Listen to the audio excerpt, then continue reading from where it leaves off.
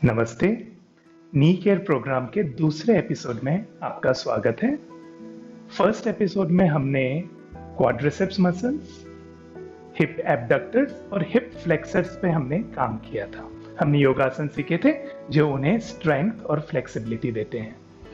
आज हम दो बहुत इंपॉर्टेंट मसल ग्रुप्स पे काम करेंगे, हैमस्ट्रिंग्स और काफ मसल्स। हैमस्ट्रिंग्स 3 मसल्स का ग्रुप है जो आपके हिप्स से लेकर आपके घुटनों के पीछे से पास होता है। ये दोनों ही मसल्स, काफ मसल्स जो कि शिन के पीछे होते हैं और हैमस्ट्रिंग्स आपके घुटनों पर डायरेक्टली इफेक्ट डालते हैं।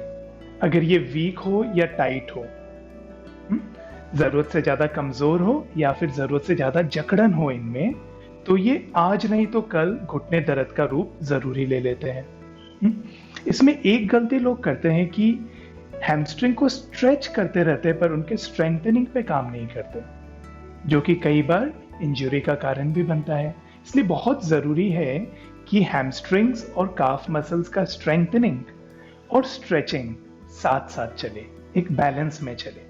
ठीक है, तो सबसे पहले काफ मसल्स के स्ट्रेंथनिंग का कुछ आसन हम देख लेते हैं, सीख लेते हैं। तो काफ मसल्स को स्ट्रेंथन करने के लिए बहुत ही सिंपल आसन है। आपको केवल अपने आप को लिफ्ट करना है, पैर की उंगलियों पे आ जाना है और नीचे छोड़ देना है। आप चाहो तो आप वॉल की सपोर्ट जरूर ले सकते हो। ठीक है, आपका शरीर सीधा रहेगा। हाँ, वॉल में आगे नहीं झुकेंगे हम, आपका शरीर सीधा रहेगा और आप ऊपर जा रहे हैं और नीचे आ रहे हैं। Up and down, up and down. श्वासों को भी जोड़ सकते हैं आप। जब ऊपर जाते हैं तब श्वास लें, जब नीचे आते हैं तब श्वास छोड़ दें।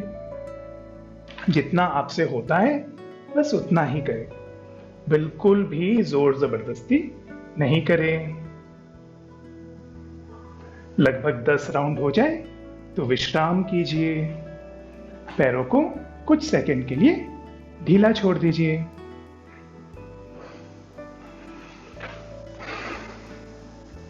अब जो भी कर सकते हैं वो ये सेम स्ट्रेच को एक पैर से करेंगे, तो इससे क्या होगा कि काफ पे और थोड़ा अच्छा प्रेशर पड़ेगा। याद रखिएगा, कभी भी कोई भी आसन करते वक्त अगर दर्द हो तो वो नहीं करना हमें, उसमें हमें हमेशा सेकंड ओपिनियन लेना चाहिए। तो हम क्या करेंगे, राइट लेग को मोड़ के लेफ्ट पैर के पीछे रख देंगे इस तरह से, और फिर केवल लेफ्ट लेग से अपने शरीर को ऊपर उठाएंगे, पैर के पंजों पर और नीचे छोड़ेंगे।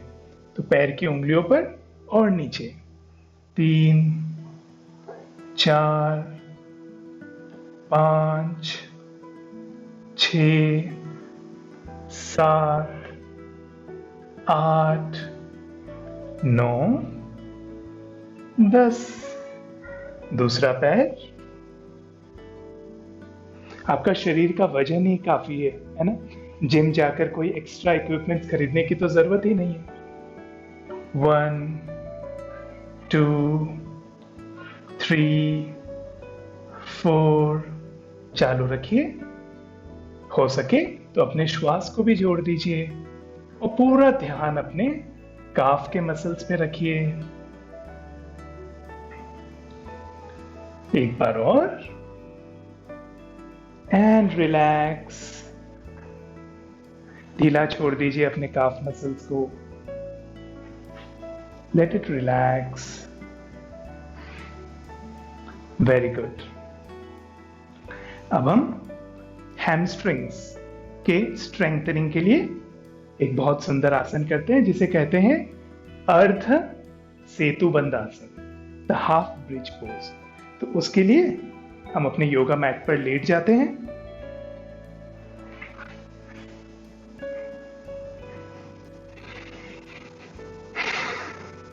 घुटने मुड़े हुए और पैर के पंजे आपके हिप्स के पास। इसमें आपको ध्यान रखना है कि पैर बाहर की तरफ नहीं घुट रहे, घुटने एक दूसरे से दूर नहीं जा रहे। आपके हिप्स, आपके घुटने, आपके पैर सब समानांतर है, ये आपको ध्यान रखना है। हाथों को नीचे जमीन पर छोड़ दें अब हम क्या करेंगे कि केवल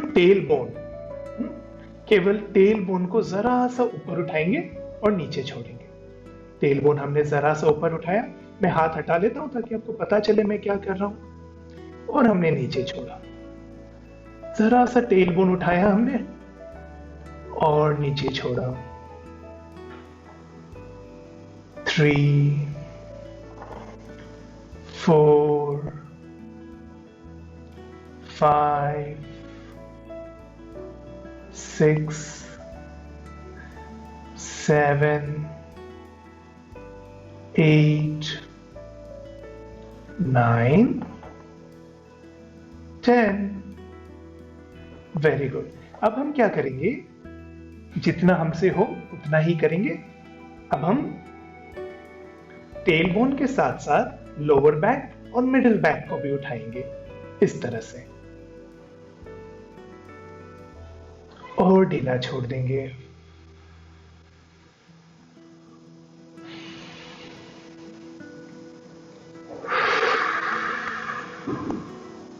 सिंपल लेकिन बहुत ही इफेक्टिव आसन है ये आपके हैमस्ट्रिंग्स के लिए, हैमस्ट्रिंग्स के स्ट्रेंथनिंग के लिए।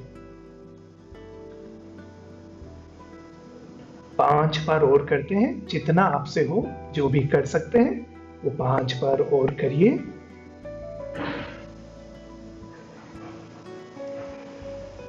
दो बार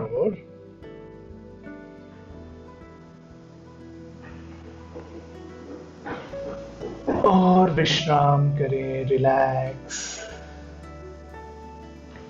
थोड़ी देर के लिए अपने बैक को, अपने पैरों को, अपने हैमस्ट्रिंग्स को विश्राम करने दीजिए। Let it relax. पूरा ध्यान अपने लोअर बैक, अपने पैरों पर ले जाइए। जहां हमारा ध्यान जाता है वहीं हीलिंग एनर्जी फ्लो करता है। तो अगर योगासन के बाद जो बीच में थोड़े थोड़े गैप्स होते हैं ना, अगर उसमें हम अपना ध्यान अपने उस शरीर के भाग पर ले जाए जहां अभी अभी स्ट्रेच हुआ या स्ट्रेंथनिंग हुआ, और वहीं कुछ लंबी गहरी सांस ले और छोड़े, तो हीलिंग पावर, हीलिंग इफेक्ट बहुत फास्ट होता है। धीरे से उठकर बैठ जाए। इजी था ना? देखिए, जब एक फल सहज पकता है ना तो वो ज्यादा मीठा होता है। सिंपल एक्सरसाइजेस है, सिंपल योगासन है। अगर आप थोड़ी थोड़ी देर रोज करेंगे तो महीने, 1.5 महीने में, 2 महीने में आप बिल्कुल अलग ही अपने शरीर को पाएंगे। अगर एक ही दिन में आप चाहेंगे कि जोर जबरदस्ती करके ठीक कर लें तो वो काम नहीं करता।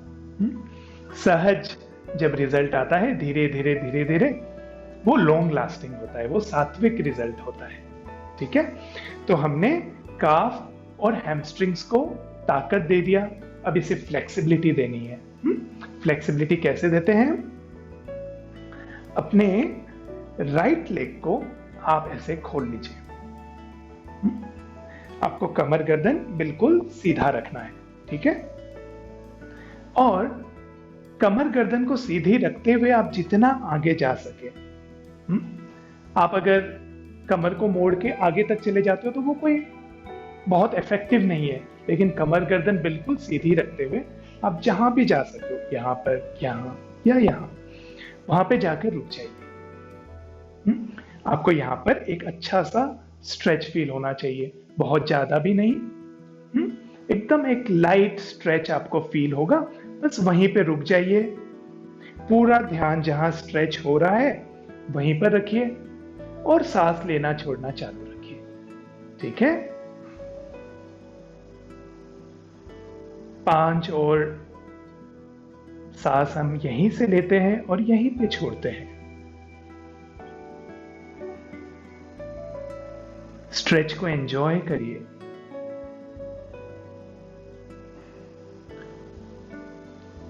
And relax.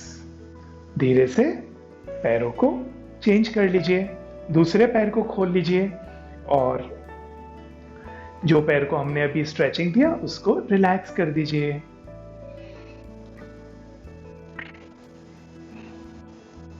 एक बहुत आधारभूत नियम है योगा का, स्थिरम सुखम आसनम। और मेडिकल साइंस में भी एक बड़ा सुंदर टर्म है जो कि इसके साथ बहुत रेजोनेट करता है, उसे हम कहते हैं रेसिप्रोकल इनहिबिशन। Reciprocal inhibition. तो ये सिद्धांत क्या है रेसिप्रोकल इनहिबिशन का? कि आप जब अचानक से आगे झुकेंगे ना, तो आपके हैमस्ट्रिंग और काफ मसल टाइट हो जाएंगे अपने आप को बचाने के लिए, प्रोटेक्ट करने के लिए। और वहीं आप अगर धीरे धीरे आगे जाएंगे, आपको मान लीजिए कि हैमस्ट्रिंग मसल को स्ट्रेच देना है, तो आप हैमस्ट्रिंग को तो बिल्कुल ढीला छोड़ दीजिए और उसके आजू बाजू के सारे मसल्स को एक्टिव कर लीजिए। फिर आप जब धीरे धीरे आगे जाएंगे तो आपको हैमस्ट्रिंग कोऑपरेट करेगा कि आप उसे और ज्यादा अच्छा स्ट्रेच दे सको। तो ऐसे ही हम करते हैं कि हम धीरे धीरे आगे जाते हैं, कमर गर्दन जितनी सीधी रखते हुए हम आगे जा सके, और जब हमें एक हल्का सा स्ट्रेच यहां फील हो, बस वहीं पे रुक जाइए। वहीं पे रुक जाइए और 4-5 लंबी गहरी सांसें लीजिए और छोड़िए अपने हैमस्ट्रिंग्स पे।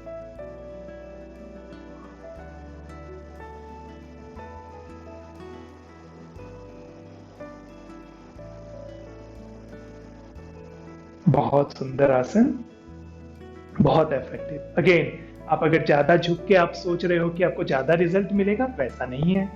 कमर गर्दन सीधी रखिए, हल्की हल्की स्ट्रेच, मीठी मीठी स्ट्रेच, उसका आनंद लीजिए। बस जिस स्थिति में आप विश्राम कर सके वैसी स्थिति में रहिए और धीरे से सीधे हो जाइए। आपको लगे तो पैरों को थोड़ा सा मसाज दे दीजिए। अब हम वापस अपने पहले वाले पैर को, राइट लेग को स्ट्रेच कर लेते हैं। फिर से कमर गर्दन बिल्कुल सीधा है और धीरे से हम आगे की ओर झुकते हैं। धीरे से हम आगे की ओर झुकते हैं और इस बार क्या करते हैं, जब हमें लगे कि यहां पर अच्छा स्ट्रेच मिल रहा है, तब हम पैर के पंजों को अपने आप अपने चेहरे की तरफ खींचेंगे थोड़ा सा, तो आपको काफ मसल पे बड़ा सुंदर स्ट्रेच मिलेगा। एक बार आपको काफ मसल्स पे हल्का सा स्ट्रेच मिलना शुरू हो जाए तो बस वहीं पे रुक जाइए और कुछ गहरी सांस लीजिए और छोड़िए। हम क्या करते हैं ना, ज्यादातर एक डीप योगासन में जाने के लिए बिल्कुल कमर गर्दन सब मोड़कर आगे झुक जाते हैं। हाँ, उससे बैक पर ज्यादा जोर पड़ता है, जहां पर स्ट्रेच पड़ना चाहिए वहां पर तो स्ट्रेच पड़ता नहीं। तो कमर गर्दन सीधी रखते हुए, पैर के पंजों को अपने तरफ खींचते हुए कुछ देर के लिए अपने काफ मसल्स को अच्छा सा स्ट्रेच दे दीजिए और फिर उसे ढीला छोड़ दीजिए और दूसरे पैर को स्ट्रेच कर लीजिए वापस।